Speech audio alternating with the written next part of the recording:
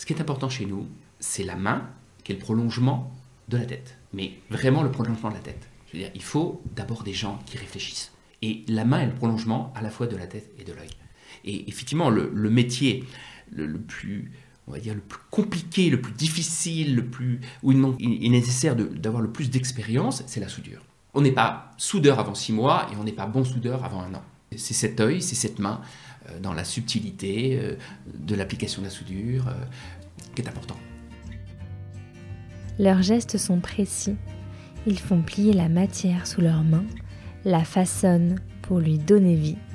Ils et elles sont les visages des savoir-faire de notre territoire. Avec notre podcast et grâce au soutien de la région Centre-Val de Loire, on leur tend le micro pour qu'ils et elles nous fassent découvrir leur métier. Bienvenue dans le podcast de l'or dans les mains. Aux confins du Perche, dans le petit village de Pongouin, l'Umart fabrique des luminaires. Le cuivre, le laiton et le zinc sont découpés, façonnés, soudés et patinés dans les règles de l'art pour s'illuminer. Chaque étape est pensée et fabriquée à la main grâce à un savoir-faire que les artisans ont mis plusieurs années à maîtriser, du dessin à l'électricité. De leurs gestes naissent des appliques, des lampadaires, des lustres, des plafonniers, des lanternes, des bougeoirs. Et nous y avons rencontré Pierre qui dirige cette maison pour qu'il nous raconte l'histoire de l'Umart. Alors, on utilise exclusivement le laiton, le zinc massif et un petit peu le cuivre, en moindre mesure, que des matériaux nobles. D'ailleurs, les techniques de travail du laiton ou du zinc sont totalement différentes de celles du fer. On n'est pas des forgerons, on est beaucoup plus proche du métier de bijoutier, de joaillier dans les techniques de soudure que des métiers du fer, de la soudure du fer. Lorsqu'on visite votre entreprise, on a de quoi se dire qu'il y a vraiment un travail de la haute couture. En tout cas, on est vraiment dans un travail très artisanal. Il n'y a aucune étape qui est industrialisée. Tout est fait sur place. Vous avez racheté l'Umart il y a 10 ans. Il y a des savoir-faire qui étaient perdus... 13 ans. Il y a des savoir-faire qui étaient perdus que vous avez réintégrés. Oui. Alors, il y avait deux problématiques. Il y avait d'une part des savoir-faire qui étaient détenus dans l'entreprise par des gens qui allaient partir à la retraite. Donc ça, c'est premier point important. Et des savoir-faire qui n'existaient plus dans la maison. Je veux parler par exemple du repoussage. Le repoussage, c'est donner une forme à du laiton ou à du zinc sur un moule en repoussant le métal. Ce sont des choses qui étaient externalisées quand je suis arrivé, des métiers que j'ai voulu réintégrer. J'ai eu la chance d'avoir un responsable d'atelier qui s'est pris d'intérêt pour ce métier de repoussage, qu'il a appris tout seul et qu'il a transmis ensuite à deux compagnons dans l'entreprise. Donc le repoussage était réintégré, certaines phases de découpe également ont été réintégrées. Donc tout ce qu'on a pu réintégrer, on l'a réintégré. C'était important pour avoir une grande autonomie, une flexibilité, et puis une économie de coût, parce que quand vous faites faire quelque chose à l'extérieur, c'est un certain nombre de pièces minimum. Nous, toutes les luminaires ont quasiment des pièces détachées différentes. Donc on a besoin d'une pièce, de 2 pièces, de 3 pièces, et on n'a pas besoin de 50 à chaque fois. Donc il y avait une problème économique également.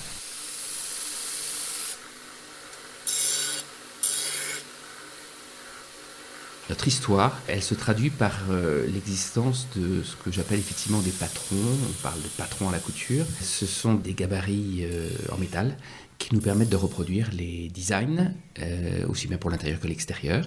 Donc on a des gabarits de débit et on a des gabarits de soudure.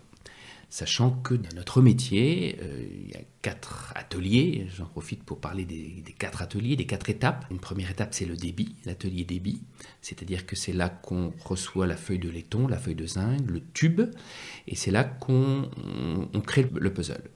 On découpe, on cintre, on courbe, on repousse pour avoir cet ensemble de pièces qui vont être assemblées. Il faut la chauffer, la matière. Alors, on ne la chauffe pas au moment de la phase de débit. On la façonne, on la découpe, on va dire, on la met en pièces détachées qui vont ensuite être soudées. Deuxième atelier, la soudure donc. Et là, on assemble toutes ces pièces. Soudure à l'étain, d'une part, ou brasure à l'argent. Donc aussi bien pour le zinc que pour le laiton.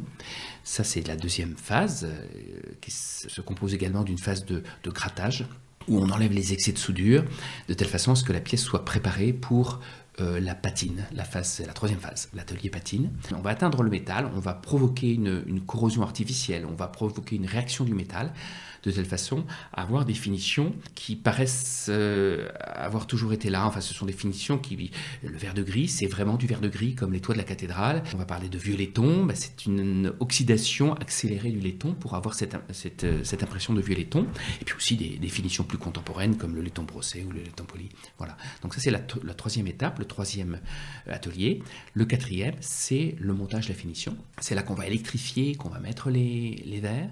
Il faut savoir que quand un luminaire part au Japon, l'électrification sera totalement différente de celle l'électrification qui sera nécessaire pour les États-Unis, par exemple, où les fils sont différents, où les prises sont différents, de même que l'Europe, ce sera encore différent.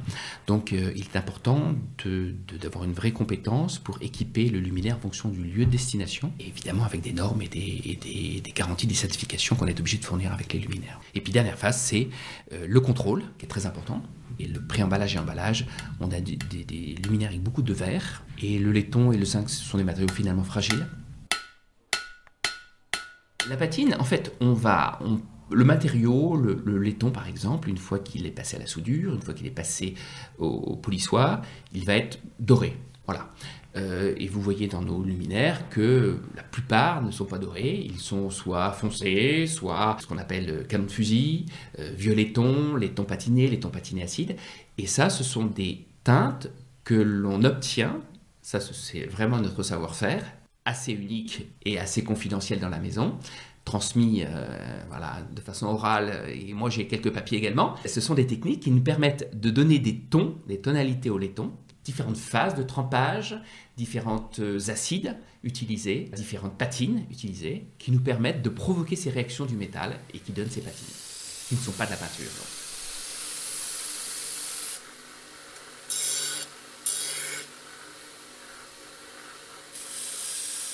Moi, alors jeunes, vieux, ça n'a aucune importance, mais des vraies personnalités. Et comme je l'ai décrit tout à l'heure, on a recruté un joaillier, un travailleur social qui travaille avec des adultes handicapés, un facteur de clavecin, un réfugié afghan, qui avait fait tout son parcours jusqu'à la porte de la chapelle, enfin assez terrible, hyper attachant et très performant.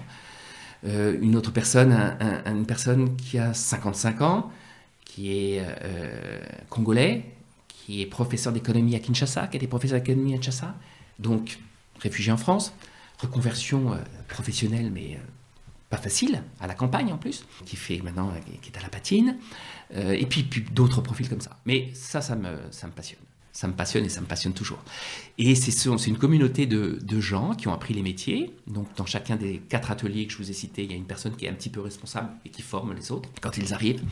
Une excellente ambiance, une proximité, alors un style de management particulier aussi, parce que pour avoir travaillé 17 ans chez LVMH, donc j'ai un style de management qui n'est pas le style de management d'un responsable d'un petit atelier de 13 personnes, donc avec beaucoup d'autonomie, beaucoup de délégation, beaucoup de responsabilisation et beaucoup de prise d'initiative. Je veux dire, je prends tous les projets, toutes les initiatives qu'on me présente, je les regarde avec bienveillance. Voilà. Donc, une communauté de personnes qui a permis, dans les passes un petit peu plus difficiles, de maintenir. Voilà. Et maintenant, l'entreprise va très bien.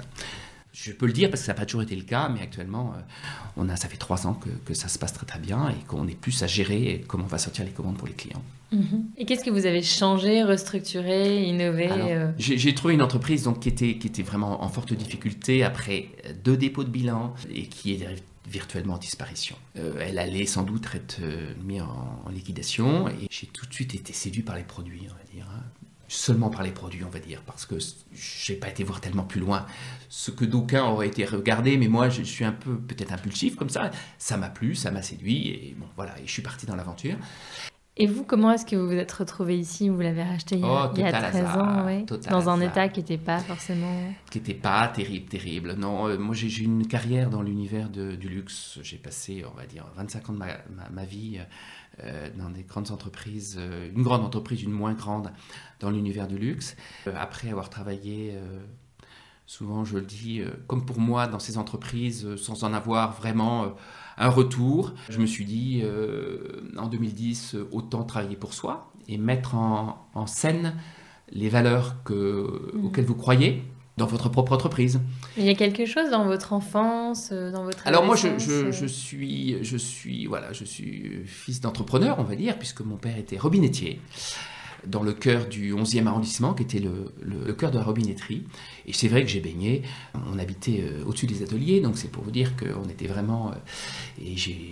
mon père allait régler les machines-outils le samedi quand l'entreprise était fermée. Donc j'ai vécu toute ma jeunesse là-dedans.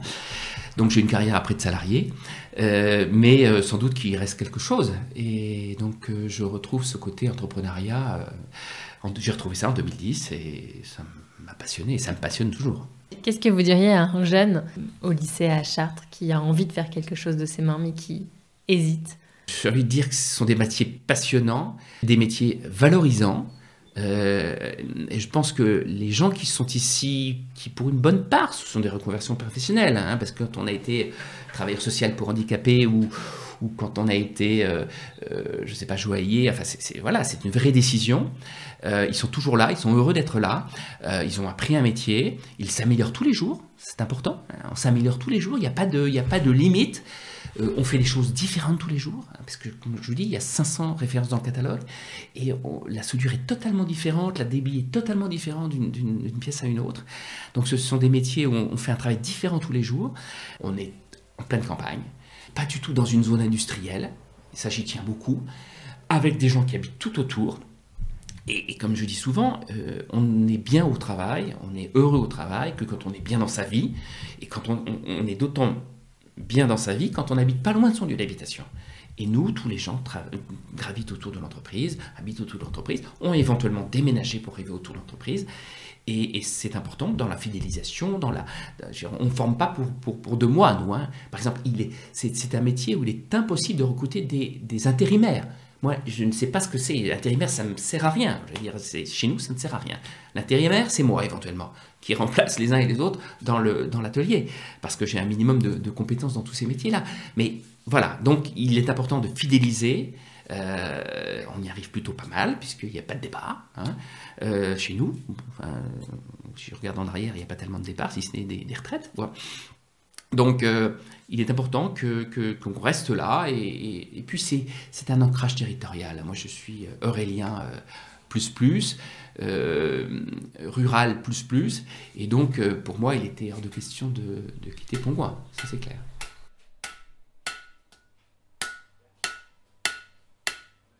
Faire de ses mains, c'est quand même quelque chose qu'on a sans doute oublié. Alors, moi, je suis d'une génération où on a toujours fait de nos mains. Je veux dire, voilà, mon père était très bricoleur, je suis très bricoleur, donc c'est quelque chose qui fait partie de moi. Mais je pense que c'est quelque chose qu'on oublie. Je veux dire, et on est dans une démarche actuelle de recyclage, de réparation, de tout ça. Et on est complètement dans cette logique-là. Par exemple, je pense à la logique du moment. On répare. On nous a renvoyé des lanternes.